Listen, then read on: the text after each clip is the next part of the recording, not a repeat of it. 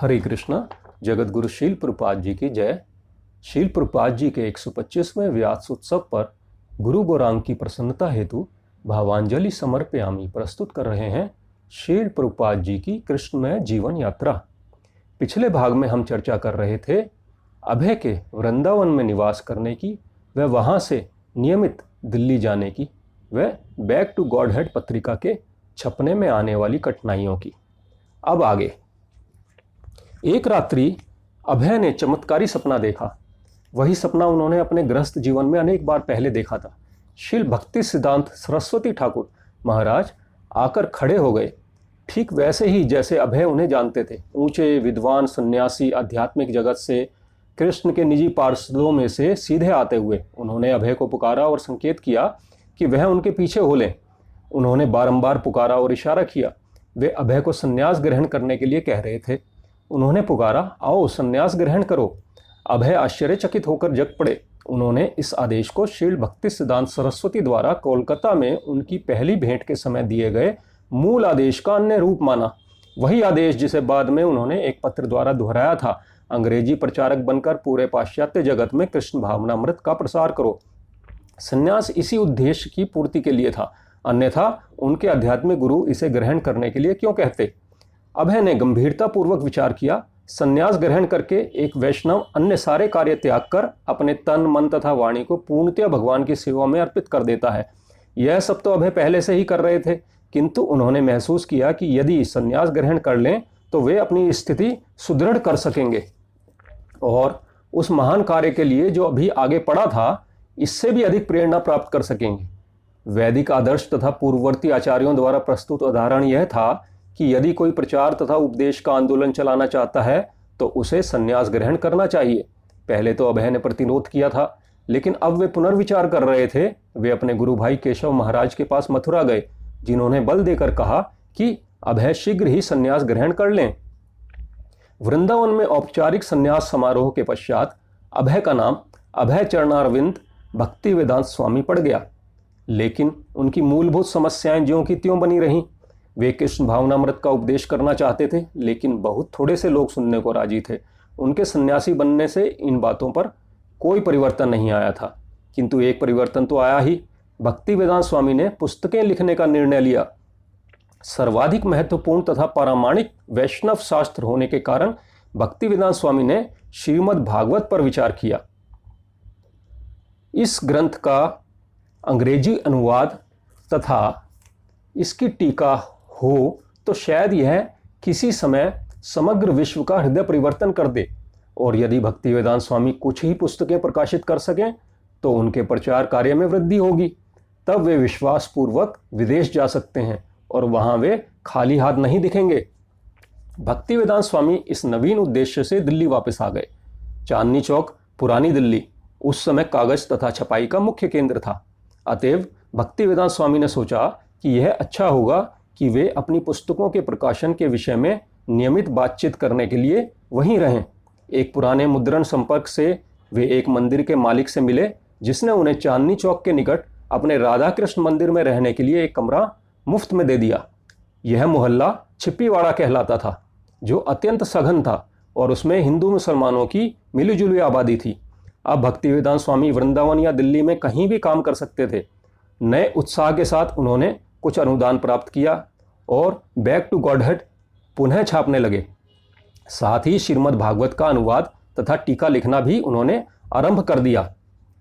भक्ति वेदांत स्वामी द्वारा संन्यास ग्रहण करना, श्रीमद् भागवत के अनुवाद तथा प्रकाशन का विचार तथा पश्चिम में जाकर प्रचार करने की उनकी इच्छा, ये सब परस्पर संबद्ध थे।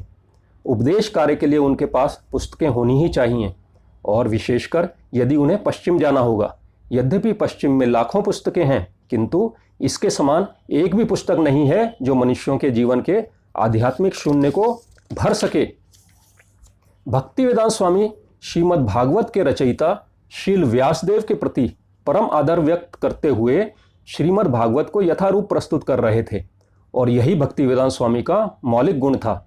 निश्चित रूप से वे अपनी अनुभूतियां जोड़ते जा रहे थे, लेकिन पूर्ववर्ती आचार्यों को नीचा दिखाने के उद्देश्य से नहीं, परंपरा के अनुसार विषय को प्रस्तुत करने की अत्यंत आवश्यकता का ध्यान रखते हुए भक्तिवेदांत स्वामी किसी त्रुटि में तथा खंडित शास्त्रीयता के शिकार नहीं हुए।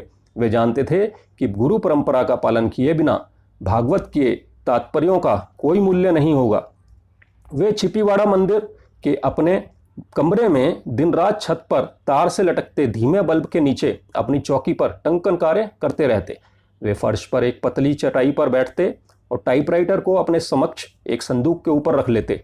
इस तरह पृष्ठ एकत्र होते रहते जिन्हें वे ठीक तरह रखने के लिए पत्थर के नीचे दबाते जाते। भोजन तथा नींद तो केवल प्रासंगिक थे। उन्हें पूर्ण विश्वास था कि श्रीमद् भागवतम गुमराह सभ्यता में क्रांति ला सकेगा। अतएव उन्होंने हर शब्द के अनुवाद को और प्रत्येक तात्पर्य को अत्यंत सावधानी तथा तन्नीलता के साथ लिखा। लेकिन इस कार्य को जितनी जल्दी हो सके पूरा करना था। भक्तिवेदांत स्वामी अपने वृंदावन के आवास को छोड़कर राधा दामोदर मंदिर में चले गए। अब वे अपने कमरे से बाहर गए बिना ही बाहर देख सकते थे और वेदी तथा उस पर स्थित काले संगमरमर के 4 फुटे ऊंचे वृंदावन चंद्र के अर्चा विग्रह का दर्शन कर सकते थे, जिसकी सैकड़ों वर्ष पूर्व कृष्णदास कविराज पूजा किया करते थे। यह आवास वंशी गोपाल जी मंदिर के कमरे से श्रेष्ठ था, क्योंकि अब वे जीव गोस्वामी के मंदिर में रह रहे थे, जहां रूप गोस्वामी, सनातन गोस्वामी, रघुनाथ गोस्वामी तथा जीव गोस्वामी एकत्र हुए थे और उन्होंने प्रसाद ग्रहण किया था, कीर्तन किया था और भगवान श्री कृष्ण तथा भगवान चैतन्य के विषय में बातें की थी। श्रीमद् भागवत पर कार्य करने के लिए यह सर्वोत्तम स्थान था। राधा दामोदर मंदिर में रहते हुए भक्तिवेदांत स्वामी अपना भोजन स्वयं पकाते थे और जब प्रसाद ग्रहण करने बैठते तो जाली से रूप गोस्वामी की समाधि का दर्शन करते थे। श्रीला रूप गोस्वामी की उपस्थिति का अनुभव करते हुए उन्हें अपने गुरु को समर्पित अपने प्रचार आंदोलन का स्मरण हुआ था। भक्तिवेदांत स्वामी के गुरु तथा परंपरा के अन्य पूर्ववर्ती आचार्यों ने चाहा था कि कृष्ण भावनामृत आंदोलन सारे विश्व में फैले। श्रीला रूप गोस्वामी की समाधि के सम्मुख बैठकर भक्तिवेदांत स्वामी नित्य ही प्रेरणा प्राप्त करते और अपने पूर्ववर्ती आचार्यों से मार्गदर्शन के लिए प्रार्थना करते।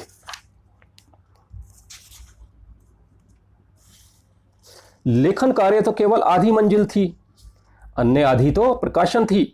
भागवत के 60 खंडों की श्रृंखला को छापने में प्रकाशकों को तो तनिक भी रुचि नहीं थी, लेकिन भक्तिवेदांत स्वामी इससे कम के लिए तैयार न थे। अतएव उन्हें लगा कि अपनी पुस्तकें छापने के लिए उन्हें अनुदान लेना पड़ेगा और उन्हें अपने खर्च से छापना होगा। एक प्रकाशक ने भक्तिवेदांत स्वामी को सलाह दी कि वे गोरखपुर जाकर अपनी पांडुलिपि श्री हनुमान प्रसाद पोद्दार को दिखाएं, जो सुप्रसिद्ध धार्मिक प्रकाशक थे। भक्तिवेदांत स्वामी ने 500 मील की यात्रा की और श्रीमद् भागवत के प्रथम खंड को छापने के लिए 4000 रुपये का अनुदान प्राप्त किया। भक्तिवेदांत स्वामी स्वयं प्रूफ पढ़ते, संशोधन करते और जब पहला खंड छप रहा था तो वे अभी उसके अंतिम अध्यायों को लिख रहे थे। जब पुस्तक के प्रूफ ओके प्रेस में तैयार होते तो वे उन्हें वहां से उठाकर छिपीवाड़ा के अपने कमरे में ले आते, उनका संशोधन करते और फिर उन्हें लौटाते।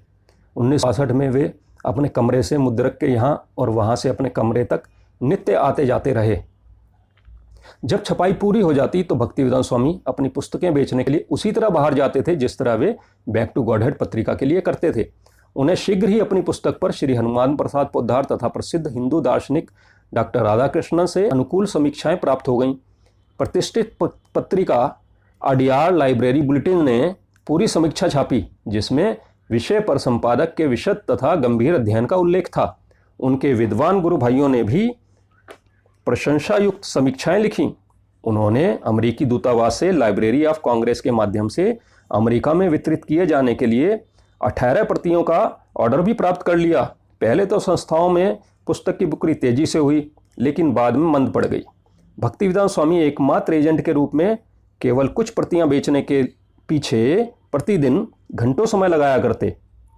अगले खंड के लिए धन संग्रह करने की पूरी जिम्मेदारी भी उन्हीं पर थी। इसी बीच वे अनुवाद करते और तात्पर्य लिखते रहे, लेकिन जिस मंद गति से बिक्री चल रही थी उससे तो वे अपने जीवन भर में यह कार्य पूरा नहीं कर सकते थे। भक्तिवेदांत स्वामी ने इसकी प्रतियां प्रमुख राजनीतिज्ञों के पास भेजी और उन्हें उत्तर प्रदेश के राज्यपाल श्री विश्वनाथ दास एवं भारत के उपराष्ट्रपति डॉक्टर जाकिर हुसैन से अनुकूल समीक्षाएं प्राप्त हुईं। उन्हें डॉक्टर हुसैन से साक्षात्कार करने का अवसर भी मिला और कुछ मास बाद प्रधानमंत्री लाल बहादुर शास्त्री से भी भेंट का अवसर उन्हें मिला। दूसरे दिन भक्तिवेदांत स्वामी ने प्रधानमंत्री शास्त्री जी को पत्र लिखा। उसका उत्तर उन्हें शीघ्र मिल गया, जिस पर प्रधानमंत्री जी के हस्ताक्षर थे। उन्होंने लिखा था, प्रिय स्वामी जी, पत्र के लिए बहुत धन्यवाद। मैं आपका अत्यंत कृतज्ञ हूँ कि आपने श्रीमद् भागवत की एक प्रति मुझे भेंट की। मैं समझता हूँ कि आप महत्वपूर्ण कार्य कर रहे हैं। यह अच्छा विचार होगा कि सरकारी संस्थानों की पुस्तकालय इस पुस्तक की प्रतियां खरीदें। अनुकूल समीक्षाओं को विज्ञापन के रूप में इस्तेमाल करते हुए भक्तिवेदांत स्वामी ने भावी दानदाताओं से अगले खंडों के लिए धन संग्रह करने हेतु भेंट की। अंत में जब छापने के लिए धन संग्रह हो गया और पांडुलिपि तो उनके पास थी ही, वे पुनः प्रकाशन जगत में प्रविष्ट हुए। कागज की खरीदारी, प्रूफ संशोधन तथा मुद्रक को समयबद्ध करना, जिससे हर पुस्तक समय से तैयार हो ले। इस प्रकार अपनी लगन से उस व्यक्ति ने, जिसके पास अपना कोई धन नहीं था, किसी तरह बृहद तृतीय सजिल्द खंड को 2 वर्षों से कुछ अधिक समय में प्रकाशित करा दिया। जिस गति से विद्वान जगत में उनका सम्मान बढ़ रहा था, उससे भक्तिवेदांत स्वामी शीघ्र ही देशवासियों के बीच अत्यंत प्रसिद्ध व्यक्ति हो जाते। लेकिन उनकी दृष्टि तो पश्चिम पर लगी थी और तृतीय खंड के तैयार होते ही उन्हें लगा कि वे वहां जाने के लिए आखिरकार तैयार हो गए हैं। अब वे 69 वर्ष के थे, अतः उन्हें शीघ्र ही प्रस्थान करना होगा। जब बहुत सी कठिनाइयां दूर हो गईं, तो यात्रा भाड़ा तथा सरकारी अनुमति की कुछ औपचारिकताएं ही आखिरी गंभीर अवरोध रह गईं। तब अचानक ही 1965 में एक एक करके अंतिम अवरोध भी दूर हो गए। वृंदावन में भक्तिवेदांत स्वामी मथुरा के एक व्यापारी अग्रवाल महोदय से मिले थे और बात ही बात में उन्होंने उनसे कहा था, जैसा कि वे अन्यों से भी कहते रहते थे कि वे पश्चिम जाना चाहते हैं। यद्यपि अग्रवाल महोदय का भक्तिवेदांत स्वामी से परिचय कुछ ही मिनटों का था, लेकिन उन्होंने अपने आप से कहा कि मैं अपने पुत्र गोपाल को लिखकर, जो पेनिनसुला में इंजीनियर है, स्पॉन्सरशिप का फॉर्म मंगवा सकता हूं और उनके लिए एक स्पॉन्सर दिलवा सकता हूं। जब अग्रवाल महोदय ने इस तरह कहा तो भक्तिवेदांत स्वामी ने उन्हें ऐसा करने के लिए विनती की। भक्तिवेदांत स्वामी दिल्ली लौट आए और पहले की तरह पुस्तक बिक्री के पूर्व साधनों का अनुसरण करते हुए अवसर की ताक में रहने लगे। एक दिन अचानक विदेश मंत्रालय ने उनसे संपर्क किया और बताया कि अमेरिका की यात्रा के लिए उनका अनापत्ति प्रमाण पत्र, नो ऑब्जेक्शन सर्टिफिकेट तैयार है। चूंकि उन्होंने देश से बाहर जाने के लिए कोई औपचारिक कदम नहीं उठाए थे, अतएव इसके विषय में उन्हें मंत्रालय से पूछताछ करनी पड़ी। उन्हें पेंसिल्वानिया में स्थित गोपाल अग्रवाल द्वारा हस्ताक्षरित संविधिक घोषणा पत्र दिखलाया गया, जिसमें उन्होंने सौगंधपूर्वक घोषित किया था कि वे भक्तिवेदांत स्वामी के अमेरिका में प्रवास काल का सारा खर्च वहन करेंगे। अब भक्तिवेदांत स्वामी के पास एक स्पॉन्सर था, लेकिन उन्हें अब भी पासपोर्ट, वीजा, पी फॉर्म तथा यात्रा भाड़ा चाहिए था। पासपोर्ट तो सरल था। अब भक्तिवेदांत स्वामी पासपोर्ट तथा स्पॉन्सरशिप के कागजात लेकर बंबई गए।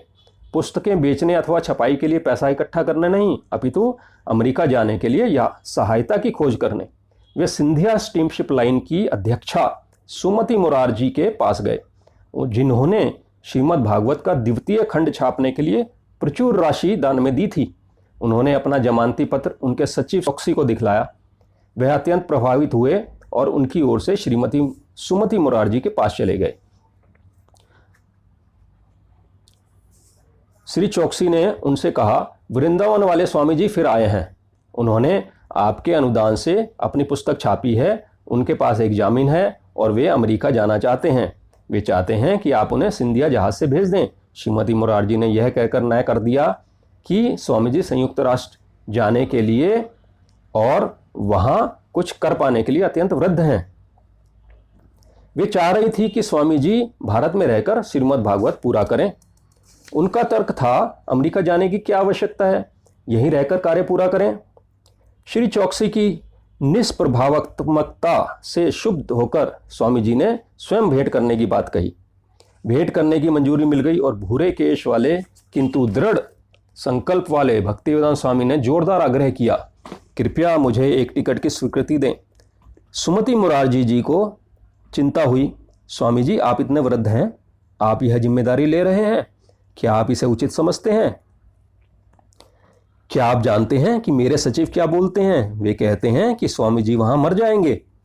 भक्तिवेदांत स्वामी ने मुंह बनाया, मानो इस मूर्खतापूर्ण अफवाह को निरर्थक कर रहे हों। उन्होंने फिर आग्रह किया कि वे उन्हें टिकट दे दें। श्रीमती सुमति ने कहा, अच्छा आप अपना पी फॉर्म प्राप्त करें और मैं आपको अपने जहाज से भेजने का प्रबंध कर दूंगी। भक्तिवेदांत खूब मुस्कुराए और हक्के बक्के तथा निराशावादी क्लर्कों के बीच से होते हुए प्रसन्नतापूर्वक उनके कार्यालय से बाहर चले आए। श्रीमती मुरारजी के आदेशानुसार सचिव ने अंतिम प्रबंध पूरे कर दिए। चूंकि भक्तिवेदांत स्वामी के पास गर्म कपड़े नहीं थे, अतएव श्री चौकसी उन्हें एक ऊनी जैकेट तथा अन्य कपड़े खरीदने के लिए साथ ले गए। भक्तिवेदांत स्वामी के अनुरोध पर श्री चौकसी ने एक छोटे से पैम्फलेट की 500 प्रतियां छपवा दी, जिसमें भगवान चैतन्य द्वारा लिखित 8 श्लोक थे और श्रीमद् भागवत का एक विज्ञापन था। श्रीमती मुरारजी ने उनके लिए अपने जहाज जलदूत में, जो कलकत्ता से 13 अगस्त को छूट रहा था, एक स्थान आरक्षित कर दिया। उन्होंने यह सुनिश्चित कर लिया कि वे ऐसे जहाज से यात्रा करेंगे जिसका कप्तान एक शाकाहारी ब्राह्मण की आवश्यकताओं को समझ सके, और उन्होंने जलदूत के कप्तान श्री अरुण पांड्या से कहा कि वे स्वामी जी के लिए अतिरिक्त तरकारियां तथा फल साथ ले जाएं।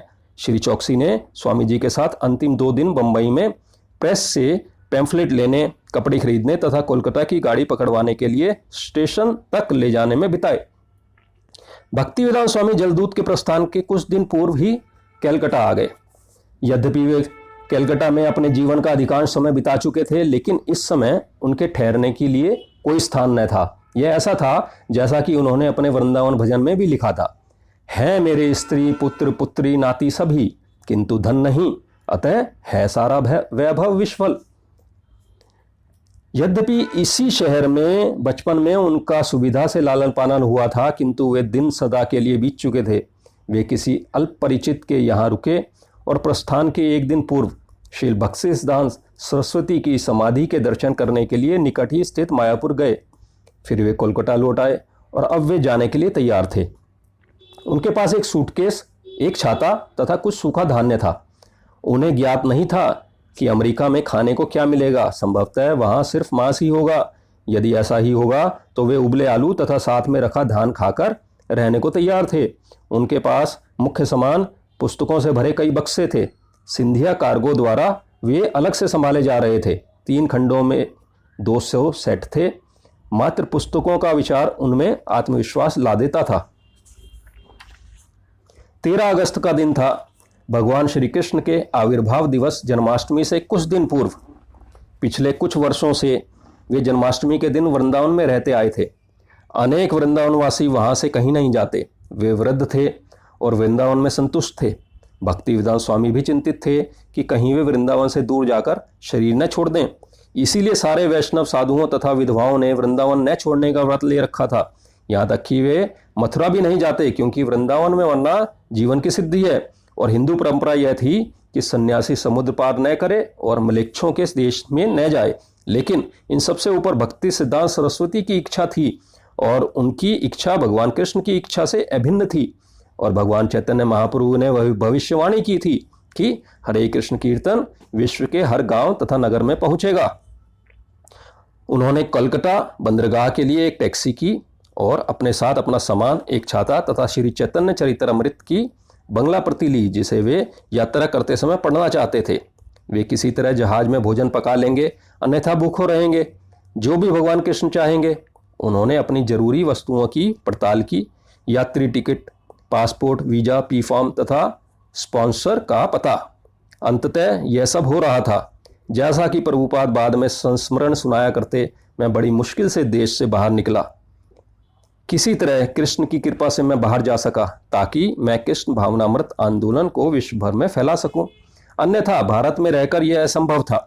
मैं भारत में इस आंदोलन को चालू तो करना चाहता था, लेकिन मुझे तनिक भी प्रोत्साहन नहीं मिला।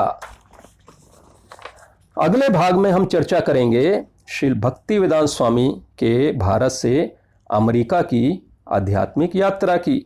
हरे कृष्णा। जगत गुरु शील प्रभुपाद जी की जय।